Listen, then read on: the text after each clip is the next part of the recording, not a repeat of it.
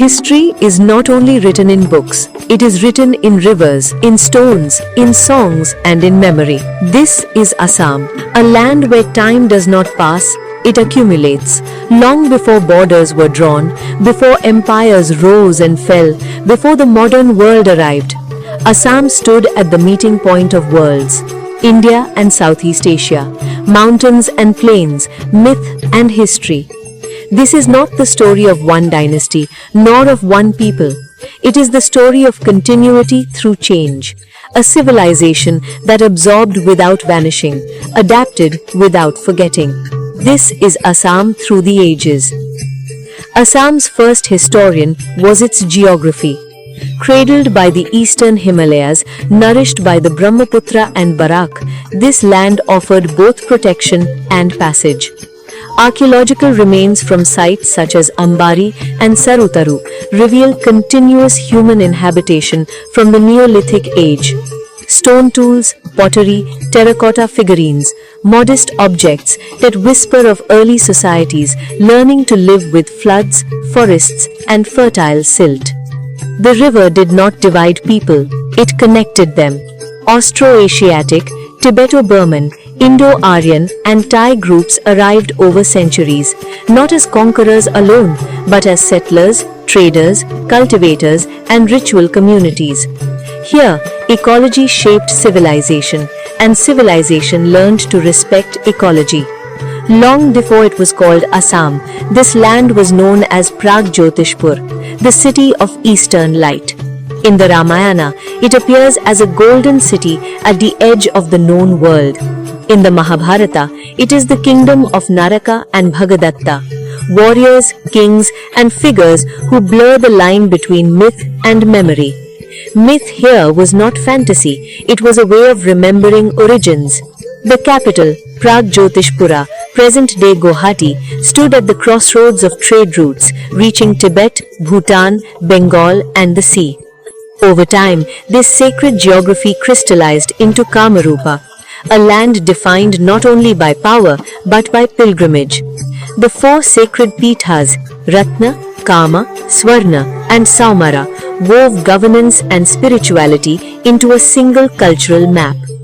With the rise of the Varman dynasty in the 4th century CE, Assam enters recorded history.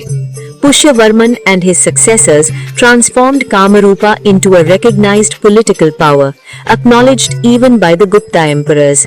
But the golden age arrived under Bhaskaravarman, a scholar king, diplomat, and patron of learning. Bhaskaravarman welcomed the Chinese pilgrim Xuanzang, corresponded with Emperor Harshavardhana, and ruled a kingdom linked to both land and sea routes. Copperplate inscriptions, the Dubi and Nidhanpur Granths, reveal a sophisticated administration, land systems, and cultural patronage. Following the Varmans came the Mlecha dynasty, indigenous rulers who asserted local identity while embracing broader Indic traditions. And then the Pala rulers of Kamarupa, not the Buddhist Palas of Bengal, but Hindu kings who strengthened temple culture and tantric worship. Across these centuries, capitals shifted, Guwahati, Tejpur, Durjaya, Kamatapur. But the civilizational core endured. Assam's history is also written in stone, from the sculpted doorway of Daha Parbatia to the ruined temples of Chardwar and Bishnupur. The landscape reveals an advanced architectural tradition. Shaiva, Shakta, Vaishnava, and even proto-Buddhist influences coexist in these remains. Kamakhya, or Nilachal Hill, stands as the spiritual axis, evolving from an indigenous fertility shrine into one of the most powerful centers of tantric worship in South Asia. Here, worship did not erase older beliefs, it absorbed them. From the 13th century onwards, Assam faced repeated invasions. Turkish and Bengal Sultanate armies entered the land and repeatedly failed. The Kanai Barasi inscription records one such defeat in 1206 CE, a stark line carved in stone declaring survival. Geography, climate, and local resistance formed Assam's first line of defense. As ancient Kamarupa fragmented, new indigenous powers arose, the Khen, Koch and Kachari rulers, preparing the ground for Assam's longest-lasting polity. In 1282 CE, Sukapha crossed the Patkai hills. He did not arrive as a conqueror, he arrived as a founder. The Ahoms built a kingdom that lasted nearly 600 years, not through brute force alone, but through adaptation, alliance, and administration. The Payak system organized society. The Burunjis recorded history with remarkable precision. Coinage, manuscripts, and art flourished. In 1671, under Lachit Borphukan, the Ahoms defeated the Mughal navy at Saraighat, proving that a river could be a fortress.